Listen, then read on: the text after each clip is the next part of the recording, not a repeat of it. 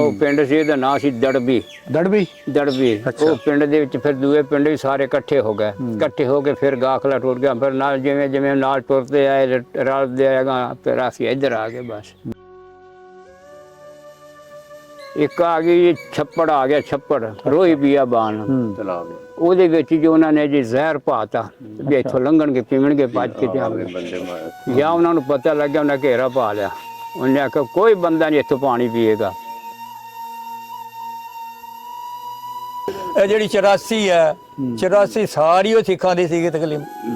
ਉੱਥੇ ਇੱਕ ਸੁਣਿਆ ਕਿ ਨੰਬਰਦਾਰ ਸੀਗਾ ਨਾ ਮਾਸਟਰ ਸੀਗਾ, ਜਿਸ ਵੇਲੇ ਘਰਾਂ ਨੂੰ ਇਹ ਲੁੱਟਣ ਲੱਗੇ ਨਾ, ਉਹਨੇ ਉਹਨਾਂ ਨੂੰ ਰੋਕਿਆ, ਮੁਸਲਮਾਨਾਂ ਨੂੰ ਨਾ ਕੋਈ ਘਰ ਨਾ ਲੁੱਟੋ, ਤੇ ਉਹਨੂੰ ਗੋਲੀ ਮਾਰ ਕੇ ਮਾਰ ਛੱਡਿਆ ਸੀਗਾ ਮਾਸਟਰ ਨੂੰ।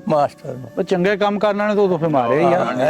ਇੱਥੇ ਤੱਕ ਵੀ ਗੱਲਬਾਤ ਹੋਈ ਆ। ਉਹ ਘਰ ਨਹੀਂ ਕਿਸੇ ਦਾ ਵੀ ਲੁੱਟਣ ਦਿੱਤਾ, ਸਿੰਨੇ ਵੀ ਸਿੱਖਾਂ ਦੇ ਸੀਗੇ, ਕਹਿੰਦੇ ਬੰਦ ਕਰ ਦੋ ਨਾ, ਸਾਡੇ ਭਾਈ ਪਿੱਛੇ ਤੋਂ ਆਣਗੇ, ਉਹਨਾਂ ਨੂੰ ਤਕਸੀਮ ਕਰਿਆ ਜਾਏਗਾ ਜਾਂ ਉੱਥੇ। ਯਾਨੀ ਇਹ ਵੀ ਸੀਗਾ ਕਿ ਉਹਨਾਂ ਨੇ ਮੁੜ ਕੇ ਆ ਜਾਣਾ ਆ, ਹੱਲਾ ਗੁੱਲਾ ਜਦੋਂ ਠੱਲ ਪਈ ਤੇ ਮੁੜ ਕੇ ਆ ਜਾਣਾ।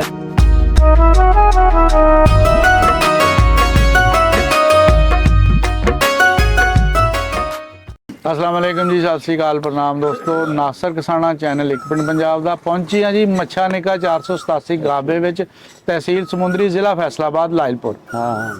बाबा जी अदरीस साहब साडे नाल आ। इंडिया दे किहड़े इलाके च उठ के आए, वो भी आपां इन्हां नूं पुछना। उम्र किन्नी सी, तकलीफां मुश्किलां की देखियां, वो सारा कुछ अज इन्हां तों पुछना जी। अस्सलाम वालेकुम जी। वालेकुम सलाम। बाबा जी तुहाडा नाम अदरीस है, तुहाडे बजुर्गां दा की नाम सी? हाजी उमरदीन। अच्छा। हाँ। ते दादे दा? दादे दा तो पता नहीं, असीं तो बाद दादे दा नाम नहीं पता। वालदा, तेरा वालद साहब, उन्हां दा नाम पता मैनूं, जेड़े साइड उन्हां दे नाल ही असीं इत्थे आए हां। अच्छा। हाँ। उदों उम्र किन्नी सी मेरी? हाँ 12 साल। 12 साल। हाँ। की याद आ जी ਆਪਾਂ ਨੂੰ? ਪਿੰਡ ਉੱਥੋਂ ਨੇੜੇ ਨੇੜੇ ਸਾਰੇ ਮੈਨੂੰ ਯਾਦ ਨੇ। ਆਪਣਾ ਪਿੰਡ ਕਿਹੜਾ ਸੀ? ਬਰੂ ਵਾਲੀ। ਬਰੂ ਵਾਲੀ। ਹਾਂ। ਇਹ ਕਿਹੜੇ ਜ਼ਿਲ੍ਹੇ ਚ, ਕਿਹੜੀ ਤਹਿਸੀਲ ਚ ਡਾਕਖਾਨਾ ਕੀ? ਜ਼ਿਲ੍ਹਾ ਹਿਸਾਰ, ਤਹਿਸੀਲ ਸਮੁੰਦਰੀ, ਆਪਣਾ ਹੈਗਾ ਸਰਸਾ। ਸਰਸਾ ਹਰਿਆਣਾ। ਹਾਂ। ਅੱਛਾ। ਤੇ ਡਾਕਖਾਨਾ ਕਿਹੜਾ ਲੱਗਦਾ ਸੀ ਆਪਾਂ ਨੂੰ? ਉੱਥੇ ਤੇ ਡਾਕਖਾਨੇ ਕਿਹੜੇ ਸਨਗੇ? ਥਾਣਾ ਤਾਂ ਕੋਈ ਹੋਊਗਾ ਹੀ। ਥਾਣਾ ਤਾਂ ਉਹੀ ਥਾਣਾ ਹੈ, ਮਤਲਬ ਉਹੀ ਲੱਗਦਾ ਸੀ। ਸਾਫ ਹੀ ਲੱਗਦਾ, ਉਹੀ ਥਾਣਾ ਉੱਥੋਂ ਦਾ ਹੀ ਸੀ। ਲਾਗੇ ਲਾਗੇ ਕਿਹੜੇ ਪਿੰਡ ਸੀਗੇ? ਵੱਡਾ ਪਿੰਡ ਤਾਂ ਤੁਹਾਡਾ ਹੀ ਸੀ, ਸਰਸਾ ਦਾ ਨਾਂ। ਅੱਗੇ ਫਿਰ ਆ ਗਿਆ ਜੀ ਛੋਟਾ ਝੰਡਾ, ਵੱਡਾ ਝੰਡਾ, ਮਾਨ ਖੇੜਾ, ਸਾਰਾ ਕੁਝ ਨੇੜੇ ਨੇੜੇ ਵਾਲੇ ਪਿੰਡਾਂ 'ਚ ਅਸੀਂ ਜਾਂਦੇ ਹੁੰਦੇ ਸੀ। ਆਪਣੇ ਪਿੰਡ ਦਾ ਨਾਮ ਕੀ ਦੱਸਿਆ ਸੀ? ਬਰੂ ਵਾਲੀ। ਬਰੂ ਵਾਲੀ। ਬਰੂ ਵਾਲੀ ਕਿੱਡਾ ਕੁ ਵੱਡਾ ਪਿੰਡ ਸੀ? ਫੇਰ ਸਾਰਾ। ਫੇਰ ਸਾਰਾ ਸੀ। ਲੰਬੜਦਾਰੀਆਂ ਕਿੰਨੀਆਂ ਸੀ ਉਦੋਂ? 2 ਨੰਬਰਦਾਰ ਸੀ। ਕਿਹੜੇ ਕਿਹੜੇ?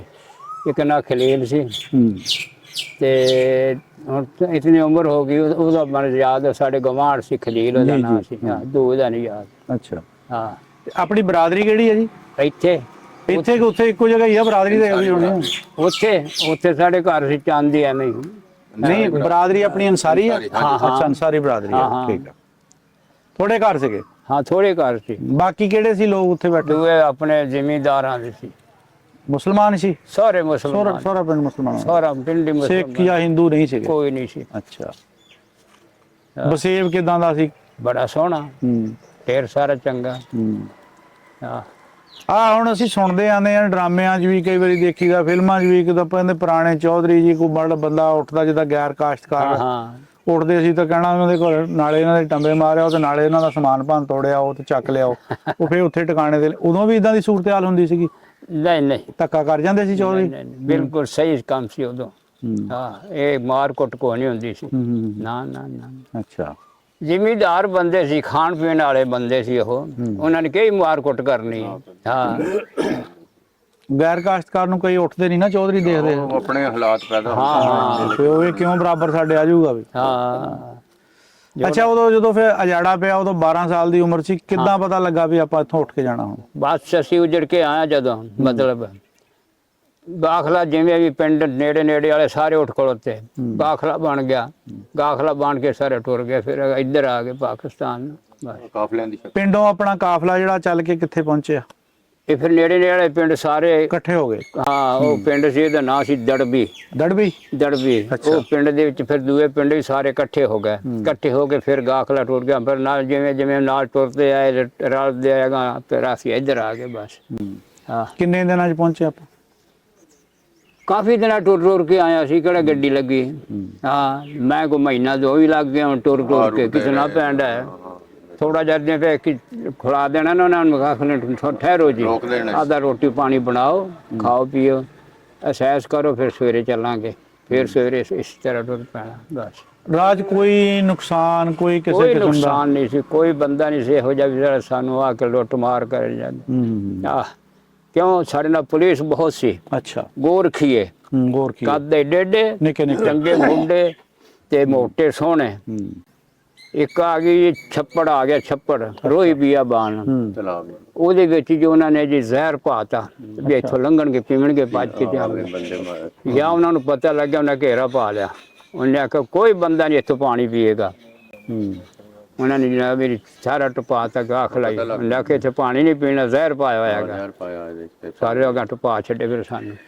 ਬਾਬਾ ਜੀ ਇਹ ਅਕਸਰ ਅਸੀਂ ਬਹੁਤ ਸਾਰੀਆਂ ਵੀਡੀਓ ਬਣਾਈਆਂ, ਉਹਦੇ ਵਿੱਚ ਇਹ ਗੱਲ ਕਰਦੇ ਆ ਵੀ ਜ਼ਹਿਰ ਪਾਇਆ ਸੀਗਾ, ਜ਼ਹਿਰ ਪਾਇਆ ਸੀ। ਹਾਂ ਹਾਂ, ਮੈਂ ਕਹਿੰਦਾ ਇੱਥੇ ਆਪਣੇ ਪਾਣੀ ਪੀਂਦੇ ਆ, ਪਿੰਡ ਵਾਲੇ ਵੀ ਪੀਂਦੇ ਆ ਤੇ ਆਣੇ ਜਾਣ ਵਾਲੇ ਵੀ ਪੀਣਾ। ਉਹ ਫਿਰ ਉਹ ਪਿੰਡ ਵਾਲੇ ਪਾਣੀ ਕਿਹੜਾ ਪੀਂਦੇ ਹੋਣਗੇ ਉਹ, ਜੇ ਜ਼ਹਿਰ ਵਿੱਚ ਪਾਇਆ ਹੀ ਨਹੀਂ ਸੀ ਉਹ, ਬਾਹਰ ਪਿੰਡ ਚ ਹੀ ਨਹੀਂ ਸੀ। ਉਹ ਤਾਂ ਰੋਹੀ ਸੀ ਸਾਡਾ, ਰੋਹੀ ਬੀਆਬਾਨ, ਨਾ ਉੱਥੇ ਪਾਣੀ ਲੱਗਦਾ ਸੀ ਨਾ ਇੰਨਾ ਲੱਭਦਾ। ਜ਼ਹਿਰ ਉਹਨਾਂ ਨੇ ਕਿੱਥੋਂ ਲਿਆਂਦਾ? ਸ਼ਹਿਰ ਲਿਆਉਣ ਵਾਲੇ ਥੋੜੇ ਸਣਗੇ, ਉੱਥੇ ਮਾਰਨ ਵਾਲੇ ਸਾਨੂੰ ਵੀ ਪੀਣਗੇ ਤੇ ਮਰ ਜਾਣਗੇ। ਅਸਲ ਜਿਹੜਾ ਸਾਡਾ ਤਜਰਬਾ ਕਹਿੰਦਾ ਨਾ ਇਸ ਗੱਲ ਦੇ ਵਿੱਚ, ਜੋ ਸਭ ਤੁਸੀਂ ਵੀ ਸਿਆਣੇ ਬੰਦੇ ਆ, ਹਾਂ ਕਿ ਇਹ ਜਿਹੜਾ ਜ਼ਹਿਰ ਵਾਲਾ ਸਿਸਟਮ ਸੀ ਨਾ, ਇੱਕ ਤਾਂ ਭੁੱਖੇ ਨਪਾਣੇ ਸੀਗੇ। ਆ ਹੁਣ ਵੀ ਤੁਸੀਂ, ਤੁਹਾਨੂੰ ਇੱਕ ਦਿਨ ਦਾ ਫਾਕਾ ਹੋ ਜਾਵੇ ਨਾ, ਤੁਸੀਂ ਪਾਣੀ ਯਕਦਮ ਉੱਪਰੋਂ ਪੀਓ, ਤੁਹਾਡੇ ਅੰਦਰ ਗੰਢ ਵੱਜ ਜਾਂਦੀ ਹੈ। ਹਾਂ, ਉਹਨਾਂ ਦਿਨਾਂ 'ਚ ਬਾਰਿਸ਼ਾਂ ਬੋਰਾ ਪਰਾ, ਲੋਕਾਂ ਨੂੰ ਬਿਮਾਰੀ ਜੀ ਬੜੀ ਪੈ ਗਈ ਸੀਗੀ, ਮਤਲਬ ਮਰਦੇ ਸੀਗੇ। ਬਾਰਿਸ਼ਾਂ ਬੜੀਆਂ ਸੀ ਤੇ ਉਹ ਇੱਕ ਹਵਾ ਬਣ ਗਿਆ ਸੀ ਕਿ ਪਾਣੀਆਂ ਵਿੱਚ ਜ਼ਹਿਰਾਂ ਪਾਤੀਆਂ ਆ। ਉਹ ਹੁਣ ਸਵਾਲ ਇਹ ਪੈਦਾ ਹੁੰਦਾ ਕਿ ਅਗਰ ਪਾਣੀਆਂ 'ਚ ਜ਼ਹਿਰਾਂ ਸੀਗੀਆਂ ਤਾਂ ਜਦੋਂ ਦੁਬਾਰਾ ਇੱਧਰ ਵਾਲੇ ਉੱਧਰ ਚਲ ਗਏ, ਉੱਧਰ ਵਾਲੇ ਇੱਧਰ ਆ ਗਏ, ਉਹ ਪਾਣੀ ਕਿੱਦਾਂ ਕੱਢ ਕੇ ਦੁਬਾਰਾ ਫਿਰ ਪਾਣੀ, ਉਹ ਤਾਂ ਇੱਕ ਲੰਬਾ ਪ੍ਰੋਸੈਸ ਆ। ਉਹਦੇ ਨੇੜੇ ਨੇੜੇ ਪਿੰਡ ਹੀ ਕੋਈ ਨਹੀਂ ਸੀ ਨਾ, ਰੋਹੀ ਬੀਆਬਾਨ ਤੇ ਵੀ ਇੱਥੋਂ ਦਾਖਲਾ ਲੰਘੇਗਾ, ਜਿੱਥੇ ਕੋਈ ਪਾਣੀ ਇਕੱਠਾ ਹੋ ਜਾਂਦਾ ਬਾਰਿਸ਼ਾਂ ਦਾ। ਹਾਂ, ਉਹ ਐਸੀ ਜਗ੍ਹਾ ਸੀ ਨਾ ਵੀ ਇਹ ਮਤਲਬ ਇਹਨਾਂ ਨੂੰ ਪਾਣੀ ਮਿਲਣਾ ਨਹੀਂ ਤੇ ਪਾਣੀ ਪੀਣਾ ਇੱਥੋਂ ਹੀ ਹੈ, ਇਸੇ ਜਗ੍ਹਾ ਤੋਂ ਹੀ ਪੀਣਾ। ਪੁਲਿਸ ਵਾਲਿਆਂ ਨੇ ਸਾਨੂੰ, ਉਹਨਾਂ ਜਿਹੜੇ ਵੀ ਫੌਜੀ ਸਨ, ਉਹਨਾਂ ਨੇ ਪਾਣੀ ਪੀਣ ਹੀ ਨਹੀਂ ਦਿੱਤਾ। ਹਾਤ ਨੇੜੇ ਸੀ ਨਾ, ਕੋਈ ਪਿੰਡ ਨੇੜੇ ਨਾ, ਕੋਈ ਆਬਾਦੀ ਨੇੜੇ ਹੈ, ਰੋਹੀ ਦਾ ਇਲਾਕਾ, ਘੇਰਾ ਪਾ ਲਿਆ ਪਾਣੀ ਤੇ। ਉਹਨੇ ਆਖਿਆ ਬਿਲਕੁਲ ਪਾਣੀ ਨਹੀਂ ਜਾਨਵਰ ਪੀਣਗੇ, ਬੰਦੇ ਪੀਣਗੇ। ਹਾਂਜੀ, ਰੋਹੀ ਬੀਆਬਾਨ ਜੰਗਲ ਸੀ, ਪਾਣੀ ਨਹੀਂ ਲੱਭਦੇ ਸੀ। ਹਾਂਜੀ, ਉਹ ਫਿਰ ਬੰਦਿਆਂ ਨੇ ਦੇਖਿਆ ਨਹੀਂ। ਹਾਂ, ਇੱਧਰ ਗੱਲ ਹੋ। ਅੱਛਾ ਦੱਸ, ਅੱਛਾ, ਫਿਰ ਉਸ ਤੋਂ ਬਾਅਦ ਤੁਸੀਂ ਬਾਬਾ ਦਿਨਾਂ ਵਿੱਚ ਆ ਗਏ ਤੇ ਰਾਤ ਵਿੱਚ ਕੋਈ ਨੁਕਸਾਨ ਤੁਹਾਡੀਆਂ ਅੱਖਾਂ ਦੇ ਸਾਹਮਣੇ ਨਹੀਂ ਹੋਇਆ? ਹਾਂ। ਤੇ ਫਿਰ ਸਾਡੇ ਪੁਲਿਸ ਵਾਲੇ ਤੇ ਫੌਜੀ ਸਣਗੇ, ਕੋਈ ਨੁਕਸਾਨ ਹੀ ਨਹੀਂ ਕਰਨ ਦਿੱਤਾ। ਜਿਵੇਂ ਘਰੋਂ ਨਿਕਲੇ, ਮਤਲਬ ਥੋੜਾ ਬਹੁਤਾ ਸ਼ੈ ਲੈ ਬੇਕਤੇ, ਉਹਨੇ ਖਾਂਦੇ ਪੀਂਦੇ ਆ ਤੇ ਫਿਰਦੇ ਆਏ ਬਸ। ਆ ਸਾਡੇ ਕੋਲ ਜਾਨਵਰ ਸੀ ਦੂਏ, ਆ ਉੱਠ ਡਾਚੀਆਂ, ਉਹਨਾਂ ਤੇ ਸਮਾਨ ਸੀ ਸਾਡਾ। ਉਹਨਾਂ ਦੇ ਉੱਤੇ ਜਨਾਬ ਮੇਰੀ ਬੋਰੇ ਜਿਵੇਂ ਪਏ ਸੀ, ਉਹਨਾਂ 'ਚ ਸਮਾਨ ਕੱਟਿਆ ਤੇ ਟੁਰਦੇ ਆਏ ਬਸ, ਖਾਂਦੇ ਆਏ ਥੋੜਾ ਬਹੁਤਾ। ਉਹ ਖਾਣ ਦੀ ਚੱਸੀ ਕੇ ਸਾਰਾ ਦੇ ਚੱਲਣਾ, ਭੱਜਣਾ, ਕਰਨਾ, ਨਾ ਪਾਣੀ ਲੱਭਣਾ, ਨਾ ਲਾਣੀ, ਨਾ ਦੇਣੀ। ਸ਼ਾਮ ਨੂੰ ਕਿਤੇ ਕਿ ਖਾ ਲੈਣਾ, ਥੱਕੇ ਤੇ ਪੈਰੇ ਬਸ। ਹਾਂ, ਤੇ ਥੱਕੇ। ਆਪਣੇ ਜਿਹੜੇ ਪਿੰਡ ਵਾਲੇ ਬਰੂ ਵਾਲੇ ਸੀਗੇ, ਇਹ ਬਾਕੀ ਕਿੱਥੇ ਬੈਠੇ ਜਾ ਕੇ? ਇੱਥੇ ਪਿੰਡ 'ਚ ਆ ਕੇ ਸਾਰੇ? ਕੋਈ ਪਿੰਡਾਂ 'ਚ ਬਹਿ ਗਏ, ਇੱਥੇ ਚੰਦ ਘਰ ਹੀ ਸਣਗੇ। ਹਾਂ, ਐਵੇਂ ਥੋੜੇ ਘਰ ਹੀ ਸਨ ਇੱਥੇ। ਕਿਉਂ, ਜਿਹੜੇ ਦੂਏ ਸੀ ਆਪੋ ਆਪ ਦੀ ਬਿਆਦਰੀਆਂ ਨਾਲ ਰਲ ਕੇ ਪਾਸੇ ਹੋ ਗਏ। ਸਾਡੇ ਜਿਹੜੇ ਮੇਰੇ ਤਾਏ ਜਾਂ ਚਾਚੇ ਜਿਤਨੇ ਵੀ ਸਨ, ਉਹ ਅਸੀਂ ਇੱਥੇ ਹੀ ਹੈ। ਦਰੀਆਂ ਦੁਰੀਆਂ ਬੁਣ ਲੈਂਦੇ ਸੀ ਤੁਸੀਂ? ਅਸੀਂ ਨਹੀਂ, ਅਸੀਂ ਖੇਸ ਦੋਰਾ ਬੁਣਦੇ। ਖੇਸ ਦੋਰਾ, ਹਾਂ। कितने साल हो गए सन, बड़े साल हो गए ना। मेरे को हल्थ जो समान पिया सारा उसी तरह अच्छा कर दे आखन लिया करी। हाँ हाँ ਇਹਦੀ ਆਪਾਂ ਇਹਦੇ ਵਿੱਚੋਂ ਕਮਾ ਕੇ ਰੋਜ਼ੀ ਖਾਧੀ ਹੋਈ ਹੈ, ਹਰ ਸ਼ੈ ਪਈ ਹੈ। ਅੱਛਾ ਹਾਂ, ਤੁਸੀਂ ਤਾਂ ਜਾਣਦੇ ਨਹੀਂ ਉਹਨਾਂ ਨੂੰ। ਜਿਹੜਾ ਸਾਡੇ ਕੋਲ ਸਮਾਨ ਸੀ, ਸਮਾਨ ਸਾਰਾ ਉਵੇਂ ਪਿਆ, ਉਵੇਂ ਤਾਂ ਵੰਜਾਇਆ ਹੀ ਨਹੀਂ। ਹਾਂ, ਤੁਹਾਨੂੰ ਤਾਂ ਪਤਾ ਜਿਵੇਂ ਇੱਥੇ ਤਾਣੀ ਬੂਣੀ ਪਾਉਂਦੇ ਸੀ, ਹਰ ਸ਼ੈ ਮੇਰੇ ਕੋਲ ਪਈ ਹੈ। ਹਾਂ, ਅਸੀਂ ਵੰਜਾਈ ਕੋਈ ਨਹੀਂ। ਮੈਂ ਕਿਹਾ ਨਹੀਂ, ਰੋਜ਼ੀ ਖਾਧੀ, ਮੇਰੇ ਸਾਹਮਣੇ ਨੂੰ ਕੋਈ ਸ਼ੈ ਨਾ ਛੱਡ ਪਈ। ਤੇ ਕਾਰਖਾਨੇ ਸੀ ਜੀ ਉਹ? ਉਸ ਵਕਤ ਦਾ ਕਾਰਖਾਨਾ ਸੀ ਤੁਹਾਡਾ, ਫੈਕਟਰੀਆਂ ਸੀ? ਆ ਨੇੜੇ ਨੇੜੇ ਪਿੰਡ ਜਿਹੜੇ ਸੀ ਨਾ, ਸਾਡੇ ਕੋਲ ਆ ਕੇ ਕੰਮ ਕਰਾਉਂਦੇ ਸੀ। ਹਾਂ, ਜਿਹੜਾ ਇਹਨਾਂ ਦਾ ਵਾਲਦ ਸੀ ਨਾ ਜੀ, ਬੜਾ ਦਰਵੇਸ਼ ਇਨਸਾਨ ਸੀ। ਹਾਂ, ਬੜਾ ਦਰਵੇਸ਼ ਇਨਸਾਨ। ਉਹਨੇ ਆਪਣੀ ਮਿਹਨਤ ਮਜ਼ਦੂਰੀ ਕਰਨੀ ਤੇ ਫਿਰ ਮਸਜਿਦਾਂ ਦੀ ਖਿਦਮਤ ਕਰਨੀ। ਤੇ ਯਾਨੀ ਉਹ ਜਿਤਨੇ ਪਿੰਡ 'ਚ ਮਤਲਬ ਅਸੀਂ ਲੋਕ ਜ਼ਿਮੀਦਾਰ ਸੀ ਨਾ, ਉਹ ਜ਼ਿਮੀਦਾਰਾਂ ਤੋਂ ਵੀ ਜ਼ਿਆਦਾ ਮਦਦ ਕਰਦੇ ਸੀ ਮਸਜਿਦਾਂ ਦੀ ਤੇ ਇਹਨਾਂ ਦੀ ਚੀਜ਼ਾਂ ਦੀ। ਇਹਨਾਂ ਦੇ ਵਡੇਰਾਂ ਦੀ ਤੇ ਇੱਕੋ ਗੱਲ ਸੀ, ਮੇਰੇ ਬਾਪ ਦੀ ਤੇ ਇਹਨਾਂ ਦੇ ਵਡੇਰਾਂ ਦੀ। ਇਹਦੀ ਤੇ ਮੇਰੀ ਇੱਕ ਗੱਲ। ਸਭ ਆਪਣਾ ਤੁਸੀਂ ਨਾਂ ਦੱਸੋ, ਨਾਲੇ ਆਪਣਾ। ਸ਼ਬੀਰ ਅਹਿਮਦ ਦਾ ਸੁਣਾ ਤੇ ਆਪਣਾ ਮੇਰੇ ਵਾਲਿਦ ਦਾ ਨਾਮ ਹੈ ਚੌਧਰੀ ਬਸ਼ੀਰ ਅਹਿਮਦ। ਤੁਹਾਡਾ ਪਿਛੋਕੜ ਕਿਹੜਾ? ਤੇ ਸਾਡਾ ਅੰਬਾਲਾ ਸੀ ਨਾ ਜੀ, ਅਸੀਂ ਅੰਬਾਲੇ ਤੋਂ ਪਹਿਲੇ ਹੀ ਇੱਥੇ ਮਤਲਬ ਮੇਰੇ ਜਿਹੜੇ ਵਾਲਿਦ ਹੋਰੀ ਸੀ ਉਹ ਪਹਿਲੇ ਹੀ ਇੱਥੇ ਮੌਜੂਦ ਸੀ। ਤੇ ਜਿਹੜੇ ਸਾਡੇ ਰਿਸ਼ਤੇਦਾਰ ਜੀਜ਼ੋ ਕਾਰਬ ਸੀ ਨਾ ਜੀ, ਉਹ ਅੰਬਾਲੇ ਸੀ।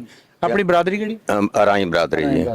ਤੇ ਅੰਬਾਲੇ 'ਚ ਸਾਡੀ ਮਤਲਬ ਫਿਰ ਮਕਾਨ ਸੀ ਸਾਡੇ ਵੀ, ਆਪਣੇ ਜ਼ਾਤੀ ਵੀ ਅੰਬਾਲੇ ਦੇ ਸ਼ਹਿਰ ਦੇ ਅੰਦਰ। ਉਹ ਸਾਨੂੰ ਬਲਕਿ ਉਹਦੀ ਜਿਹੜਾ ਕੋਈ ਮਤਲਬ ਜਗ੍ਹਾ ਜਿਹੜੀ ਹੈ ਲਾਹੌਰ ਵੀ ਸਾਨੂੰ ਮਿਲੀ ਹੈ।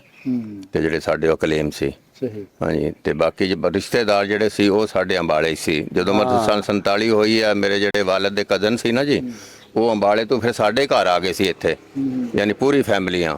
ਫਿਰ ਪੂਰੀ ਫੈਮਲੀਆਂ 6-6 ਮਹੀਨੇ ਤਕਰੀਬਨ ਸਾਲ ਨਾਲ ਘਰਾਂ 'ਚ ਹੀ ਰਹੀਆਂ ਇੱਥੇ, ਮਸਲਨ ਆਪਣਾ ਰੋਟੀ ਪਾਣੀ ਇਕੱਠਾ ਸਾਰਾ। ਫਿਰ ਉਸ ਤੋਂ ਬਾਅਦ ਜਿਵੇਂ ਜਿਵੇਂ ਰੋਜ਼ੀ ਦਾ ਵਸੀਲਾ ਬਣਦੇ ਚਲੇ ਗਏ, ਫਿਰ ਉਹ ਮਤਲਬ ਅਲੱਗਾ ਹੁੰਦੇ ਚਲੇ ਗਏ। ਬਾਬਾ ਜੀ ਤੁਸੀਂ ਕਿਹੜੇ ਇਲਾਕੇ ਚੋਂ?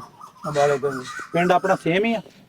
ਨਹੀਂ ਅਲੱਗ ਹੋਏਗਾ ਭਾਈ, ਕਿਉਂਕਿ ਅਸੀਂ ਅਜਾੜਾ ਸੀਗਾ ਨਾ ਜੀ, ਅਜਾੜੇ ਤੋਂ ਪਹਿਲਾਂ ਇੱਥੇ ਆ ਗਏ ਸੀ। ਤੁਸੀਂ ਆਪਣਾ ਨਾਮ ਪਹਿਲੇ ਦੱਸੋ।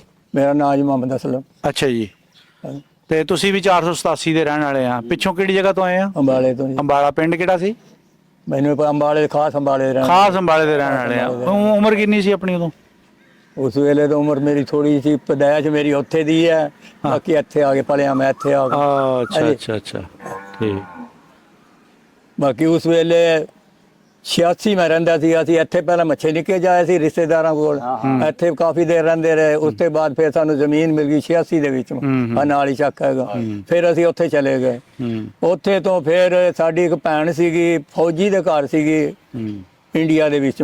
ਅੱਛਾ। ਫਿਰ ਜਦ ਹੱਲੜ ਜੁੱਲੜ ਪਈ ਨਾ, ਜਦ ਉਸ ਦਾ ਪਤਾ ਨਾ ਲੱਗੇ, ਹਾਂਜੀ, ਫਿਰ ਮੇਰਾ ਵਾਲਿਦ ਇੱਥੋਂ ਉੱਥੇ ਗਿਆ, ਹਾਂਜੀ। ਉਹ ਜਿਹੜਾ ਫੌਜੀ ਸੀਗਾ ਸਾਡਾ ਬਹਿਨੋਈ, ਉਹਨੂੰ ਟੱਕਰਿਆ, ਉਹਨੂੰ ਟੱਕਰ ਕੇ ਫਿਰ ਸਾਡੀ ਭੈਣ ਦਾ ਪਤਾ ਲੱਗਿਆ ਤੇ ਫਿਰ ਉਹਨੂੰ ਲੈ ਕੇ ਆਇਆ ਸੀਗਾ, ਹਾਂਜੀ। ਉਸ ਤੋਂ ਬਾਅਦ ਫਿਰ ਜਿਸ ਟਾਈਮ ਇੱਥੋਂ ਸਿੱਖ ਜਾਂਦੇ ਨੇ 86 ਦੇ ਵਿੱਚ 5-6 ਮਰਬੇ ਸਿੱਖਾਂ ਦੇ ਸੀਗੇ। ਅੱਛਾ। ਬਿਲਕੁਲ ਅਮਨ ਅਮਾਨ ਸਮਾਨ ਲੱਦ ਕੇ, ਸਾਰਾ ਹਰੇਕ ਚੀਜ਼ ਲੱਦ ਕੇ, ਮਾਲ ਡੰਗਰ ਹਰੇਕ ਚੀਜ਼ 84 ਗਏ ਨੇ। ਅੱਛਾ। ਹਾਂਜੀ। 84 ਤੋਂ ਫਿਰ ਅੱਗੇ ਜਿਸ ਤਰ੍ਹਾਂ ਕਾਫਲਾ ਸੀਗਾ ਉਸੇ ਤਰ੍ਹਾਂ ਉਹਨਾਂ ਦਾ ਕਾਫਲਾ ਤੁਰਦਾ ਰਿਹਾ। ਉਸ ਵੇਲੇ ਜਿਸ ਵੇਲੇ ਫਿਰ ਕਤਲੋ ਆਮ ਹੋਇਆ, ਸਿੱਖਾਂ ਨੇ ਕੀਤਾ, ਸਾਡੀਆਂ ਗੱਡੀਆਂ ਆਂਦੀਆਂ ਰਹੀਆਂ। ਉਸ ਵੇਲੇ ਮੈਨੂੰ ਚੰਗੀ ਤਰ੍ਹਾਂ ਥੋੜਾ ਪਤਾ ਹੈ ਕਿ ਉੱਤਲੀ ਜਿਹੜੀ ਛੱਤ ਸੀਗੀ ਨਾ, ਛੱਤ ਵੀ ਭਰੀ ਵੀ ਹੁੰਦੀ ਸੀ ਗੱਡੀਆਂ ਦੇ ਨਾਲ, ਹਾਂ, ਟ੍ਰੇਨ ਦੀਆਂ।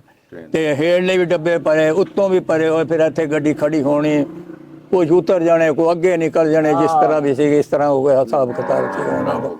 ਤੇ ਇੱਥੋਂ ਜਿੰਨੇ ਵੀ ਸਿੱਖ ਸੀਗੇ ਬਿਲਕੁਲ ਅਮਨੋ ਅਮਾਨ ਗਏ ਸੀਗੇ, ਕੋਈ ਕਤਲੋ ਆਮ ਨਹੀਂ, ਕੋਈ ਕੁਛ ਨਹੀਂ। ਕੋਈ ਉਹਨਾਂ ਦੇ ਭਰੇ ਹੋਏ ਘਰ ਫਿਰ ਆਪਾਂ ਨੂੰ ਕੁਝ ਲੱਭਾ ਉਹਨਾਂ ਚੋਂ? ਕੁਝ ਉਹਨਾਂ ਨੇ ਸਭ ਕੁਝ ਲੈ ਗਏ ਸੀਗੇ। ਨਹੀਂ, ਸਾਰਾ ਕੁਝ ਕਿੱਦਾਂ ਬੰਦਾ ਲਿਆ? ਸਮਾਨ ਉਹ ਜਿੰਨਾ ਵੀ ਸੀਗਾ ਨਾ ਉਹ ਲੈ ਗਏ। ਜਿਹੜਾ ਕੋਈ ਮਾੜਾ ਮੋਟਾ ਬਚਿਆ ਬਚਾਇਆ, ਉਹ ਜਿਹੜੇ ਨੰਬਰਦਾਰ ਸੀਗੇ, ਨੰਬਰਦਾਰਾਂ ਦੇ ਸਪੁਰਦ ਹੋ ਗਿਆ ਸੀਗਾ ਨੰਬਰਦਾਰ। ਫਿਰ ਜਿਹੜਾ ਉਹ ਸਮਾਨ ਉੱਥੋਂ ਆਂਦੇ ਰਹੇ, ਕੋਈ ਥੋੜਾ ਬਹੁਤਾ ਖਾਣ ਪੀਣ ਦਾ ਸਮਾਨ ਉਹਨਾਂ ਨੇ ਛੱਡਿਆ, ਬੱਤਾ ਛੱਡਿਆ। ਇਹ ਜਿਹੜੀ 84 ਹੈ, 84 ਸਾਰੀ ਉਹ ਸਿੱਖਾਂ ਦੀ ਸੀਗੀ ਤਕਲੀਮ।